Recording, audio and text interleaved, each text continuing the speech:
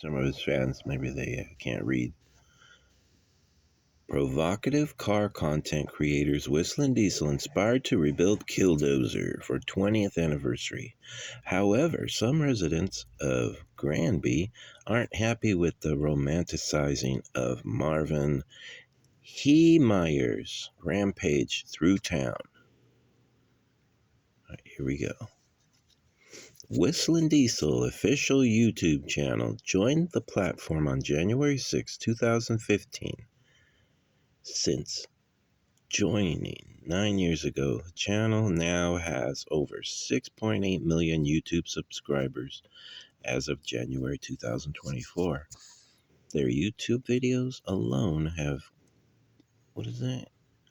garnered, I don't know, I can't even read the damn thing, I don't know, that's a weird word. I think it would have said generated over 815 views in total.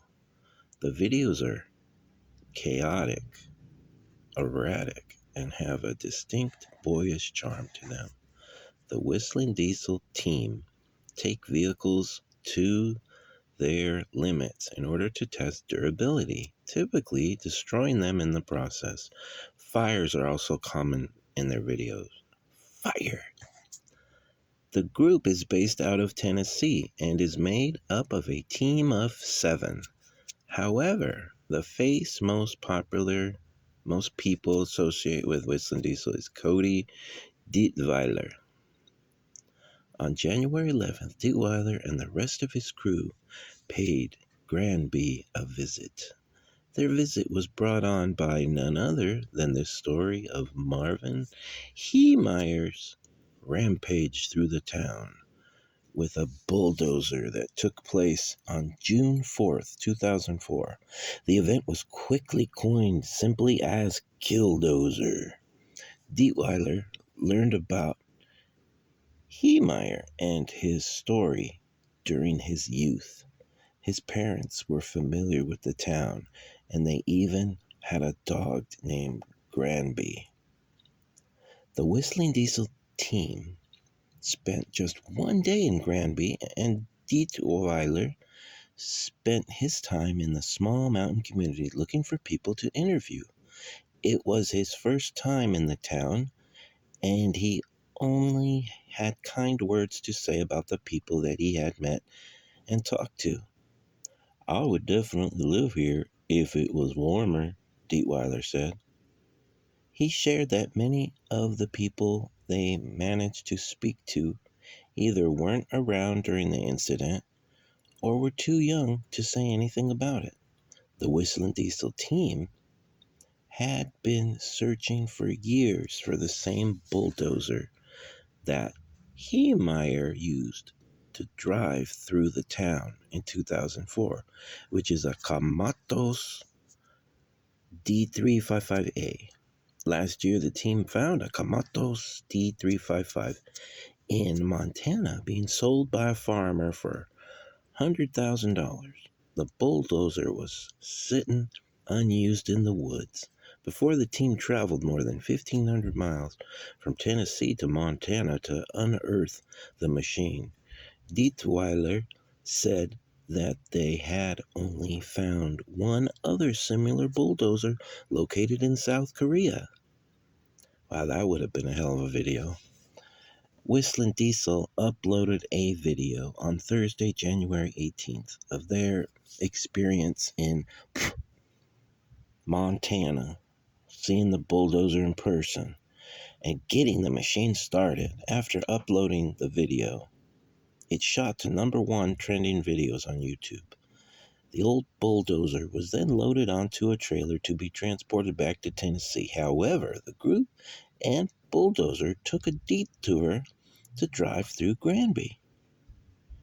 We went a little bit out of the way to have the dozer come through here just because it's like the same exact dozer coming through town, Dietweiler explained. Not to make anybody worried or anything, but it's just something that interested It's just something that's interesting for the video. Yeah, good one. Okay, the Whistlindiesel team shared some tentative plans they have for the bulldozer. Over the course of 18 months, Heemeyer welded steel plates around the bulldozer, fitting the space between the plates with the concrete, and outfitted the vehicle with cameras. The Whistlindiesel team plans on replacing Killdozer's armor with their newly acquired Komatsu in the same condition Heemeyer did. So we're going to build the exact same Killdozer. We're going to put all the armor on it, and then we're going to build the same little shop that he built it in, and we're going to put the little cameras inside, some windows in there, and cover it in grease. I mean, we're going to build the same one, Deepweiler said. This plan fits in well with their other content. On August 18th, 2023, the channel posted a video of Deepweiler driving a $400,000 Ferrari F8 through a cornfield before it promptly caught on fire and eventually melted. A particularly controversial video posted on June 14, 2023 shows Duttweiler driving and destroying an original Ford Model T, one of the first mass-produced cars. However, provocative content can bring in viewers, and the men behind Whistlindiesel are well aware of the controversial surrounding Killdozer. I think drama drives views, and we do grow that way, he said. According to Dietweiler, many of the channel's viewers are only Midwestern men. Dietweiler currently lives in Tennessee, but is originally from Indiana. They're just hardworking guys that work with their hands and support their families to make ends meet. And I think that Killdozer, resonates with them, Dietweiler said. On the internet, Heemeyer's story has been circulated throughout all corners. As the story spread, it gained sympathy from people who share his ideologies, anti-government. Among these groups and the individuals, Heemeyer has achieved martyrdom status, says the reporter. Dietweiler acknowledges that Heemeyer is a controversial figure, calling him both a superhero and a supervillain. He was defending himself against a government that's encroaching on his rights. And that's kind of the, I don't know who read this motherfucker, and that's kind of the word that's spreading to everybody else, Dietweiler said. Despite endangering lives and bulldozing a town, Heemeyer's rampage through Granby became a symbol of resistance for people who had felt wronged by government entities, said the reporter.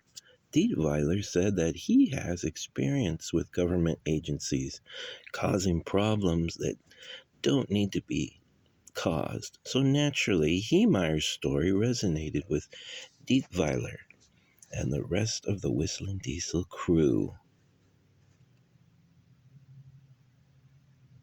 Yeah, they splashed each other and got in trouble.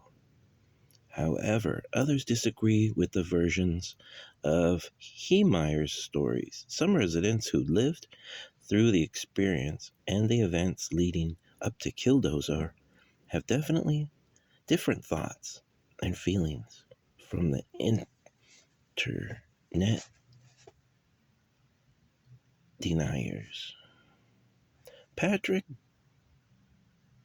Brownnoser, the former editor and publisher of Sky High News in Granby, followed the story of Heemeyer from beginning to end. He says that he does not agree with the narrative that Heemeyer was a victim of the town's government. What sticks